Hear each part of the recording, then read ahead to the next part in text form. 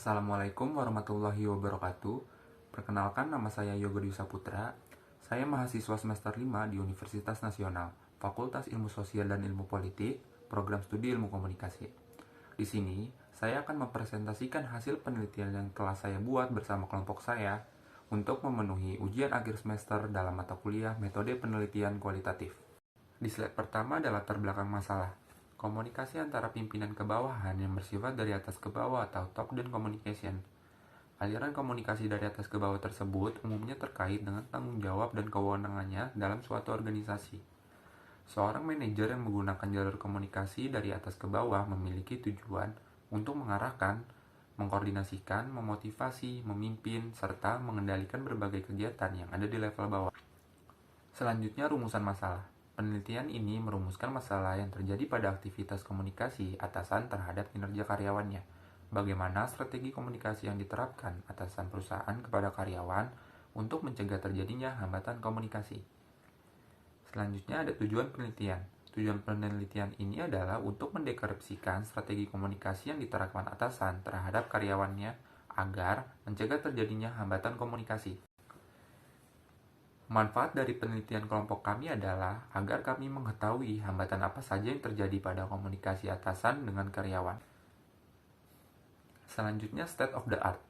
Penelitian terbaru dari Sukadani Gea yang berjudul Hambatan Komunikasi Antar Pribadi, Hubungan Kerja Pimpinan dengan Karyawan dalam Meningkatkan Kinerja Karyawan. Studi kasus pada KFC Suzuyo Binjai. Konsep yang diambil dari penelitian ini adalah mengenai strategi komunikasi apa yang digunakan atasan kepada karyawan untuk meningkatkan kinerja karyawannya. Penelitian ini mengambil data dengan menggunakan teknik pengumpulan data primer seperti wawancara, observasi, kemudian teknik pengumpulan data sekunder seperti desk research. Hasil dari penelitian ini menunjukkan bahwa strategi komunikasi yang diterapkan atasan kepada karyawan untuk mencegah hambatan komunikasi. Selanjutnya adalah landasan teori. Teori komunikasi efektif. Efektivitas secara umum menunjukkan sampai seberapa jauh tercapainya suatu tujuan yang terlebih dahulu ditentukan. Hal tersebut sesuai dengan pengertian efektivitas menurut Hidayat yang menjelaskan bahwa efektivitas merupakan suatu ukuran yang menyatakan seberapa jauh target kuantitas, kualitas, dan waktu telah tercapai. Di mana makin besar persentase target yang dicapai, makin tinggi efektivitasnya. Proses komunikasi akan terlihat efektif jika komunikasinya melakukan perannya, sehingga terjadinya suatu proses komunikasi yang baik dan sesuai dengan harapan di mana gagasan-gagasan atau ide dibalas dalam satu musyawarah antara komunikator dengan komunikan. Dan terjadi pemahaman tentang informasi atau segala sesuatu hal menjadi pokok dari pembahasan untuk mengarah pada kesepakatan dan kesatuan dalam pendapat. Selanjutnya ada penjelasan konsep. Yang A. Pengertian komunikasi perusahaan. Menurut Andri Ferianto, menyatakan bahwa komunikasi adalah satu proses di mana seseorang atau beberapa orang, kelompok, organisasi, dan masyarakat menciptakan dan menggunakan informasi agar terhubung dengan lingkungan dan orang lain. Selanjutnya pengertian hambatan komunikasi. Hambatan komunikasi adalah segala sesuatu yang menghalangi atau menggunakan tercapainya komunikasi yang efektif. Hambatan komunikasi juga dapat mempersulit dalam mengirim pesan yang jelas dan juga dapat mempersulit pemahaman terhadap yang dikirimkan serta mempersulit dalam memberikan umpan yang sesuai.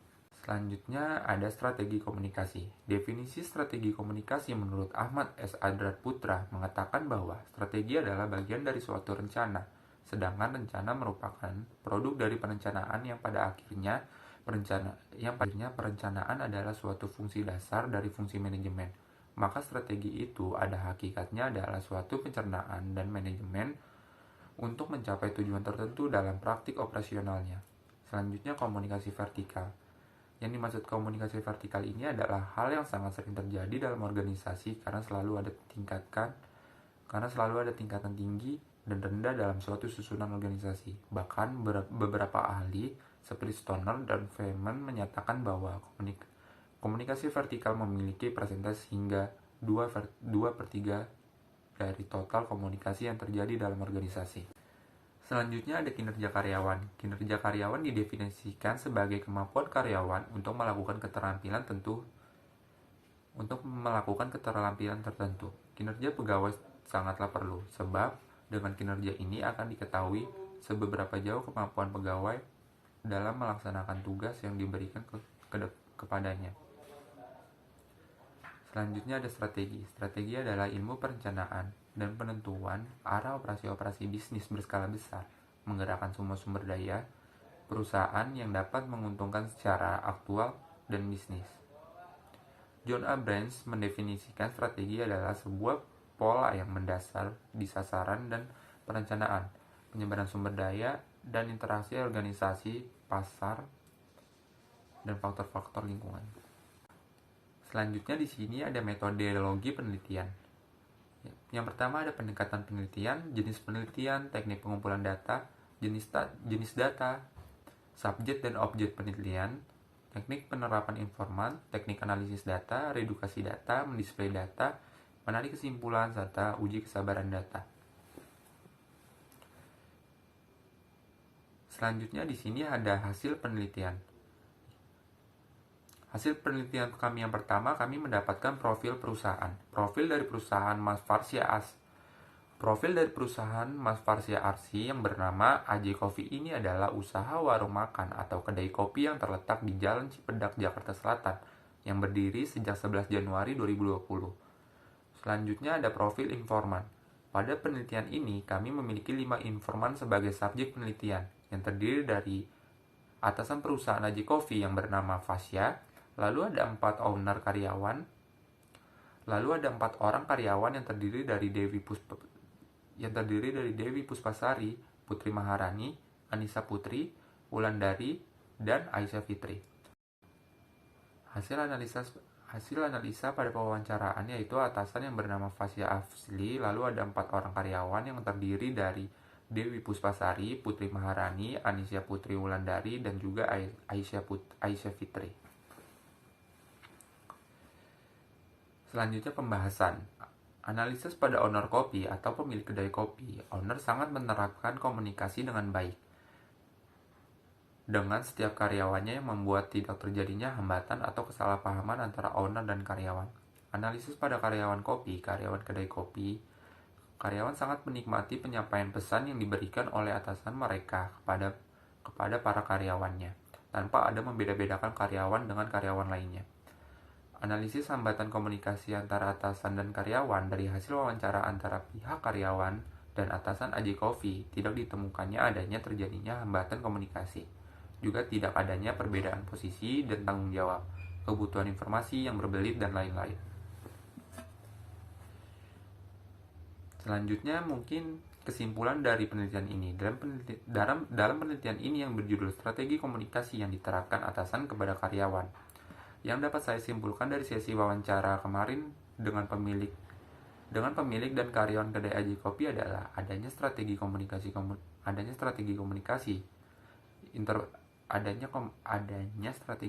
interpersonal yang digunakan owner kopi AJ Coffee untuk berinteraksi untuk berkomunikasi dengan karyawannya, untuk membuat suatu hubungan komunikasi yang lebih efektif antara atasan dengan bawahannya, agar dapat dengan lebih mudah untuk memahami karakter atau perilaku setiap individu karyawannya, supaya tidak terjadi hambatan komunikasi di dalamnya.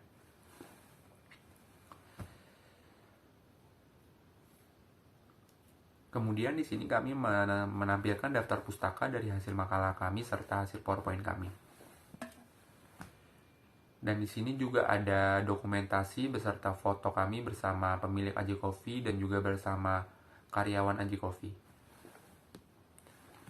Mungkin cukup sekian presentasi dari penelitian saya, kurang lebihnya mohon maaf. Billahi taufiq wal hidayah. Wassalamualaikum warahmatullahi wabarakatuh.